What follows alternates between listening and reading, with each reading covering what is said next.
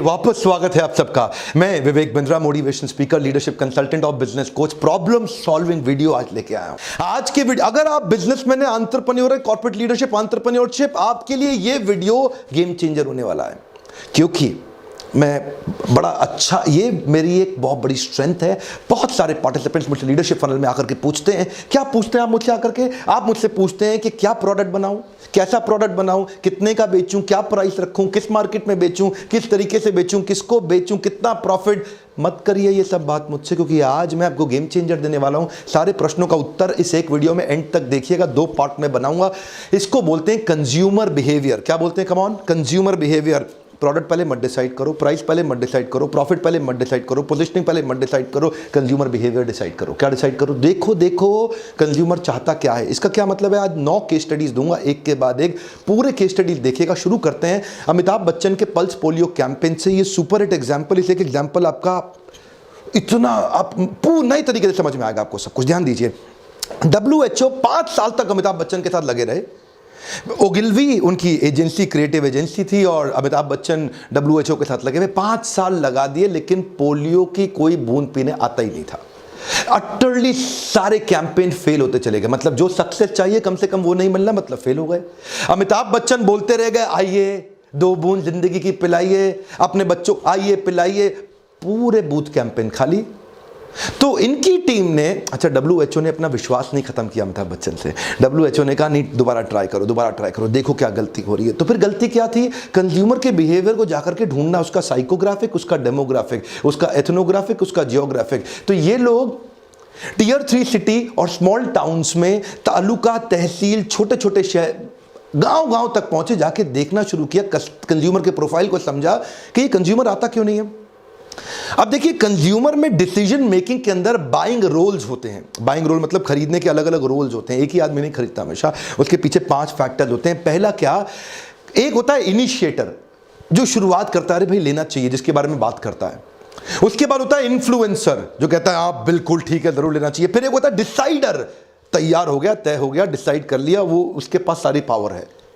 और उसके बाद होता है बायर, जो जाके फाइनली दुकान पर खरीदता है। और एक होता है कंज्यूमर, जो उसको यूज करता है। अब Amitabh Bachchan pulse polio campaign के अंदर जो 2 साल का बच्चा था, वो तो था कंज्यूमर बेचारा। वो बच्चे का तो कोई रोल ही नहीं है, वो थोड़ी डिसाइड करेगा। लेकिन जो उसकी गांव के अंदर 2 साल का बच्चा जिसको पोलियो पिलाना है, उसकी मां की उम्र थी 20 साल 22 साल। वो 22 साल की मां, जिसके सास और ससुर 50 और 55 साल के हुआ करते थे, और 50-55 साल के सास ससुर वो कहते थे भाई मेरे बच्चों को पोलियो थोड़ी हुआ है इसको क्यों पोलियो इसको बूंद पिलाने की जरूरत नहीं है, पोलियो होएगा तो बूंद पिलाएंगे, अभी क्यों पिलाएं। तो वो भेजते नहीं थे उसको। यानी कि वो इन्फ्लुएंसर और डिसाइडर थे। और यहां इन्फ्लुएंसर और डिसाइडर के ऊपर काम ही नहीं किया अमिताभ बच्चन की टीम ने। क्यों? क्योंकि अमिताभ बच्चन आके प्रार्थना करते थे, रिक्वेस्ट करते थे। अब ध्यान दीजिए, वो 50 साल के सास और ससुर जो घर में बैठे थे पीछे, वो सास जो घर में बैठी थी, वो 1970s में अमिताभ बच्चन को एंग्री यंग मैन देखती थी। अब ये अमिताभ बच्चन जो एंग्री यंग मैन थे, आज भी मैं गिरे हुए पैसे नहीं उठाता, मैं आज भी फेंके हुए पैसे नहीं उठाता। वो बड़ी, आपने देखी हुई है ना, ये कई मूवीज देखी हैं। वो पोजीशनिंग बड़ी सॉलिड उनके दिमाग में छपी थी। इधर अमिताभ बच्चन आकर रिक्वेस्ट करता था, उनको रजिस्टर ही नहीं होता था। अमिताभ बच्चन हाथ जोड़ता था, उनको, अमिताभ बच्चन को उन्होंने एंग्री यंग मैन देखा, वो रजिस्टर ही नहीं होता था। अमिताभ बच्चन हाथ जोड़े, उनको रजिस्टर ही ना हो, क्योंकि उनके हिसाब से तो Amitabh Bachchan angry young man था। इन्होंने कंज्यूमर बिहेवियर को जाके, उसको साइकोग्राफिक, उसको डेमोग्राफिक को समझा। इन्होंने एड कैंपेन चेंज करा दिया। बोला अमिताभ बच्चन साहब सब कुछ चेंज कर दो, वापस उसी रोल में आ जाओ। बच्चन साहब गुस्से में आ गए, कब से कह रहे हैं तुम्हारे को, और वो उतना गुस्से में, उनके टोन में तो बोल नहीं सकता, आपने पीछे ऐड देखी होंगी। बस यही एक दिन देखना बाकी रह गया था। जब सब बहाने खत्म हो गए तो कुछ लोगों ने अपने बच्चों को पोलियो की खुराक न देने का एक नया बहाना खोद निकाला। जा, अरे भेजा है या भेजवा दूं? वो उन्होंने कितना गुस्से में आकर के बोला, एकदम इनको रजिस्टर हो गया। क्यों? इन्फ्लुएंसर डिसाइडर थे यहाँ पे ये। और अमिताभ, और उसके बाद क्या हुआ जी, पूरे पोलियो बूथ भर गए, और सब आ गए। उनसे पूछा अभी कैसे आ गए, अभी कैसे आ गए? बोला वो बच्चन साहब गुस्से में थे ना, इसीलिए आ गए हम लोग। हाँ, यही बात है। आप प्रोडक्ट क्या दे रहे हैं? प्रोडक्ट तो वही था ना, पोजिशनिंग क्या दे रहे हैं वो तो वही थी, प्राइसिंग क्या फ्री का था, लेकिन फिर भी नहीं बिक रहा था। फ्री की चीज भी लोग यूज नहीं कर रहे। ध्यान दीजिए, कंज्यूमर बिहेवियर को घुस के देखना पड़ेगा आपको। मैं बहुत सारे एग्जांपल्स आपको देना चाहता हूं। कैडबरी की केस स्टडी से शुरू करते हैं। 9 केस स्टडी दूंगा, दोनों वीडियो में मिला के सारी केस स्टडी देखिए। अगर आप सीरियस हैं तो इन वीडियोस को पूरा देखिए, घुमा घुमा के बार बार देखिए, आपको कई आइडियाज मिल जाएंगे। पैसे थोड़ी लग रहे हैं आपके वीडियो देखने में, लेकिन आपकी जिंदगी बदल सकती है। कैडबरीज जब शुरू में 1988 में आया था ना, मतलब आया तो नहीं था, चल रहा था काफी दिनों से, लेकिन उनकी मार्केट सैचुरेट हो गई थी। क्योंकि उनकी मार्केट थी 78% मार्केट उनकी केवल बच्चे थे, और वही बच्चों पे वो टारगेट करते थे। अब जो बच्चे थे वो बड़े हो जाते थे तो नए सेट ऑफ बच्चे आते थे, वो बच्चे बड़े हो जाते थे तो फिर नए सेट ऑफ बच्चे आते थे। तो उनकी मार्केट ना सैचुरेट हो गई। क्योंकि जब बच्चे बड़े हो जाएं तो वो चॉकलेट खाएं तो लोग कहते थे बच्चा है क्या, चॉकलेट खाएगा। सो मार्केट को रिटेन करना और ग्रो करना उनके लिए स्ट्रगल था। तभी अर्ली 90s में 92 93 के आसपास इन्होंने बड़ा बोल्ड डिसीजन लिया। इनके डेमोग्राफिक्स के हिसाब से 77-78% कंज्यूमर बच्चे थे, लेकिन इन्होंने बच्चों को एड से पूरी तरह हटा दिया, क्योंकि ये नए कंज्यूमर बाइंग बिहेवियर को एड्रेस करना चाहते थे। और वहां इन्होंने क्या किया, एक नया कैंपेन लॉन्च किया, क्या स्वाद है जिंदगी। आपको याद है ना, वो लड़की ऐसा ऐसा ऐसा करके हाथ घुमा के डांस करते हुए आती थी। इस एड से इन्होंने अपनी नई पोजिशनिंग बिल्ड करी, नए कंज्यूमर बाइंग बिहेवियर को एड्रेस किया। यूथ्स इंडल्जेंस चाहते थे। Youths wanted to acquire the licence of indulgence. उनको भी इंडल्जेंस चाहिए, उनको भी मजा चाहिए लाइफ में, उनको भी एक्साइटमेंट चाहिए। क्या स्वाद है, कुछ स्वाद है, क्या स्वाद है जिंदगी में। और इतना ही नहीं, इसके बाद इन्होंने अपने मार्केट को और एक्सपैंड करने के लिए बाकी कंज्यूमर को समझा कि वहां पे कैसे एंटर करेंगे। देखिए, एंटर बाद में करते हैं, पहले कंज्यूमर की मेंटालिटी को समझते हैं। पोजिशनिंग बाद में आती है, कैसे बेचूंगा ये बाद में आता है। इन्होंने शुभ आरंभ कैंपेन लॉन्च किए, इन्होंने फैमिली कैंपेन लॉन्च किए, इन्होंने कुछ मीठा हो जाए कैंपेन लॉन्च किए। तो बच्चों से यूथ पे गए, यूथ से फैमिली में गए, पूरे देश के अंदर छा गए। सन 2000 के बाद इन्होंने मिठाई से चॉकलेट को ही रिप्लेस करने का प्लान कर दिया। उधर मिठाइयों के अंदर वो मावा में कुछ अडल्ट्रेशन आया, तो इन्होंने चॉकलेट को कुछ मीठा हो जाए कैंपेन। अब तो कोई मिठाई दिवाली पे खरीदेगा नहीं, लो भाई चॉकलेट बांट। इससे क्या बोलते हैं, इसे बोलते हैं पहले कंज्यूमर बिहेवियर को समझो। जिलेट हमारे देश में आया, शुरू में लगातार फेल होता रहा। जिलेट हमारे देश के अंदर आया, उसने MIT के अंदर इंडियन स्टूडेंट्स पे कंज्यूमर बिहेवियर को एनालिसिस भी किया। MIT मतलब यूएस के अंदर, Massachusetts institute of technology. US में इंडियन स्टूडेंट्स पे कंज्यूमर बिहेवियर को स्टडी किया अच्छे से, और वो अपना शेविंग रेजर लेके आए, जिलेट वेक्टर। अब वो जो जिलेट इनका अमेरिका में चलता था ना, बहुत शानदार छा गया। और मेंटालिटी क्या थी, अमेरिकन माल इंडिया में ले आओ, इंडियन रेट के हिसाब से छा जाएगा, इंडियन अमेरिकन को लेके फ्लैट हो जाता। तो इन्होंने प्लास्टिक पुश बार का जिलेट का रेजर इंडिया में ले आए, कि उसमें अगर उसके पुश बार को नीचे प्लास्टिक के हैंडल से पुश करो और सीधा जो बाल शेव किए वो निकल जाएंगे बाहर। और इंडियन कंज्यूमर्स पे उन्होंने वहां पे रिसर्च भी कर लिया, तो कंज्यूमर बिहेवियर तो बहुत बढ़िया मिल गया, और फट से इन्होंने लॉन्च किया।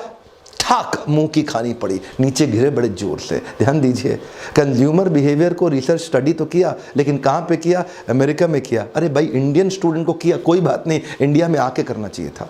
क्या करना चाहिए, इंडिया, जब ये इंडिया में आया, इनका CEO PNG Procter and Gamble Gillette, इनकी बुद्धि चकरा गई। बोला ये क्या हो रहा है यहाँ पे, ये कैसे शेव करता है भैया, हम यहाँ पे रनिंग वाटर में करते हैं, ये मग्गे में करता है, पानी के मग के अंदर पानी डाल के वहां डुबो के साफ करके करता है, पानी का कमी है, ऐसा रनिंग वाटर तो है ही नहीं यहाँ पे।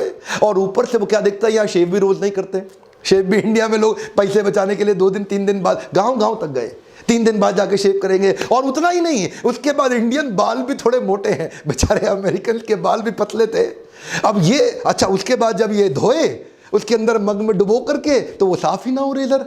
तो ये इनकी बुद्धि चकरा गई, बोला ये क्या हो गया। अरे कंज्यूमर बिहेवियर को घुस के प्रोडक्ट बेचने में लगे थे ना पहले। कम ऑन, क्या कर रहे थे, प्रोडक्ट बेच रहे थे। फिर बता रहा हूं, याद करिए, प्राइस बाद में डिसाइड करो, प्रोडक्ट बाद में डिसाइड करो, पोजिशनिंग बाद में डिसाइड करो, प्रॉफिट बाद में, पहले क्या करो, कंज्यूमर बिहेवियर। अब उसके बाद उन्होंने यहाँ की रिसर्च करी, 18 महीने की रिसर्च करी। उसके बाद डिटेल्ड रिसर्च के बाद इन्होंने प्रोडक्ट में बड़े चेंजेस लेके आए। अब जो प्रोडक्ट बनाया इन्होंने, क्योंकि पहले क्या था, वहां पे शीशा है नहीं, हाँ, और लोग जमीन पे बैठ करके मग में डुबो के शेव करें, तो अब इन्होंने पूरा तरीका चेंज कर दिया।